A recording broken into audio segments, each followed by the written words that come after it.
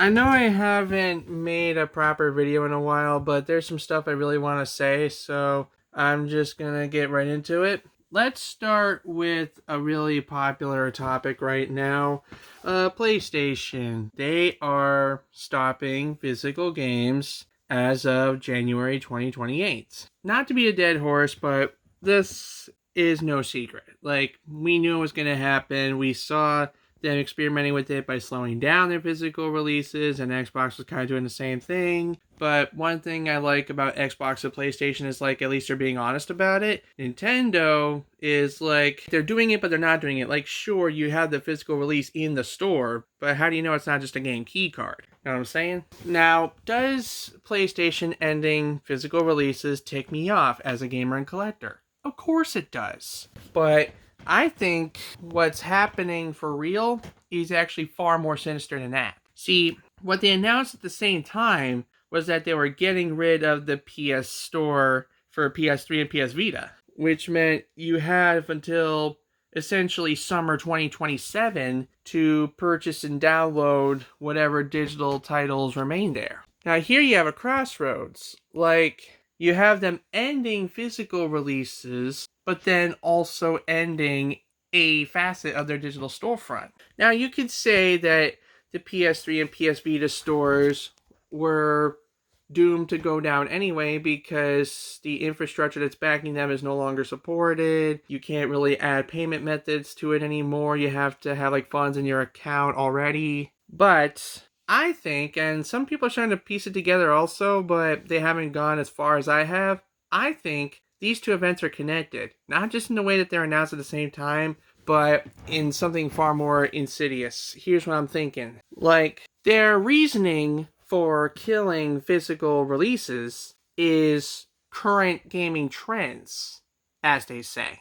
They're saying people are buying more digital games than physical releases. But these metrics are already skewed because they're factoring in digital releases of games that only have digital releases and never even touched a physical disc. So here's what I'm thinking. The timing can't just be a coincidence. Like, they know that if they say something as crazy as ending physical releases, we're going to stop giving them our money. But they also know that if they say something like, we're closing this store, this is your last chance to buy things in it, we're going to spend money on it. So not only are they preying on the human weakness of buying something when you have the fear of missing out, but they're doing this to further inflate and skew their own metrics. I guarantee you, by the time we hit July of 2027 and the PlayStation Store is gone on the 3 and the Vita, they're going to look at all the people that panic bought those games at the last minute and say, see, digital gaming is on the rise. Look at all these sales we're getting on digital. I would say it's a scummy move and they should be ashamed of themselves, but Sony is a corporation known for doing a bunch of crazy stuff that I'm not willing to cite at this time because there's so much. You can go ahead and look it up yourself. I also want to briefly touch upon like what I've been doing since I've mostly just been doing lives and shorts for a while. Like, am I still making videos? And as a matter of fact, yes, I am. And to make sure that you have proof of me working in the background for you, I'm going to show you some little snippets of some videos that I've been doing. One thing I've been working on is the second in the series of Wildcard Station. It's almost done. I'm just missing a couple skits that I'm working on with somebody, but I think I could show you a bit. So let me just show some random highlights and that'll be your teaser. Breaking news fresh out of Wildcard Studios. The Wildcard Vector Showcase has been officially cancelled after all the models scheduled to appear for the Winter Declaration event have vacated the lot and refused to return. What is life?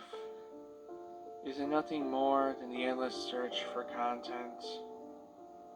And what is content but a constant distraction from our collective inevitable descent into oblivion? Okay, I'd like you to pay close attention to your score. See what I did there? Yeah, that's right. I didn't do anything. Another project that I would like to show you is I was working on another wildcard video. This time he was going to give his thoughts on the Trivia Murder Party 3 demo we played. We had some issues getting the footage smooth because Streamlabs OBS really did not want to cooperate that day, so the frame rates kind of suck. I feel like I did my best with what I had to work with talking about the game, so let's give a little preview of that. Now let's talk mini-games. We didn't get that many in the demo, but TMP3 does have an interesting selection on offer. Counting. Watch the eyeballs fall and count how many land in the jar. I like this game. It requires players to pay attention to the screen, and it actually uses a jar for its intended purpose instead of making it into a perversion. What do you mean it's a bolt? I already wrote the... Never mind.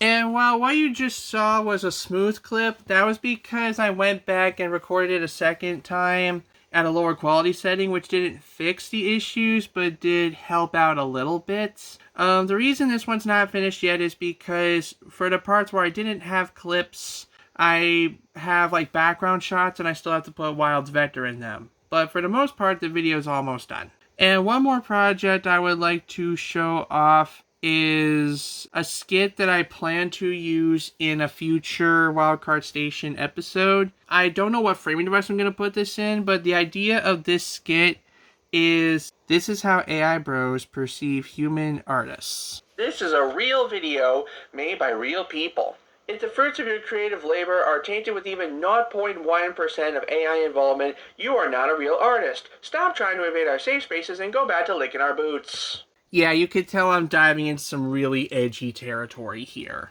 So we'll see how it goes. But hopefully it goes well, because in addition to working on these videos, I'm also gearing up to update channel memberships going forward.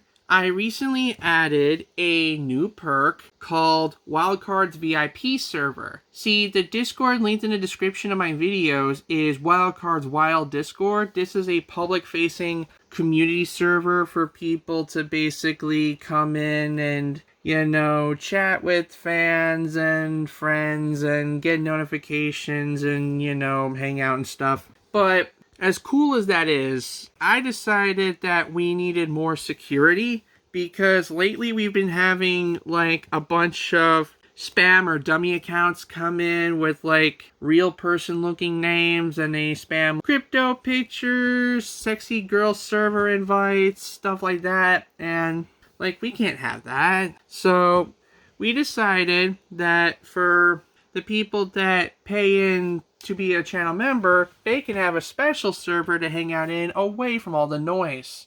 In this server, you can hang out with me and my closest friends in the Brain Trust, as well as other members. You can chat, you can post memes, you can play games, and even participate in streams with us. And I will even post content there sometimes that maybe YouTube doesn't want to see in any capacity, but I really want to get out there for some reason. It's also a good time to mention that YouTube's been bugging me about reviewing my new member pricing to reflect global exchange rates and stuff. So while the current members I have will not be affected by this pricing change, they also gave me a recommended amount based on my metrics and my perks, and I'm going to take them up on this recommendation. So going forward, I will charge $2 a month for new members, but you'll still get all the same great perks plus a Discord server. And for all the current members, don't worry about it, because for the foreseeable future, you will still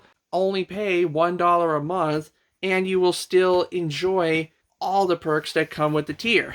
In fact, I'm going to do something very special. For the rest of July, I'm going to leave the price as is. So this is your last chance to become a channel member for $1 a month. Once July ends, I'm going to update the price to $2 a month. So lock in your $1 a month while you still can by clicking the join button if you wish to support the channel. But that's all I have to say for now. But thank you for watching. Thank you for listening to me blather. And special thanks to the channel members currently involved in my channel. Their names are on the screen. And I'll check you guys later. Peace.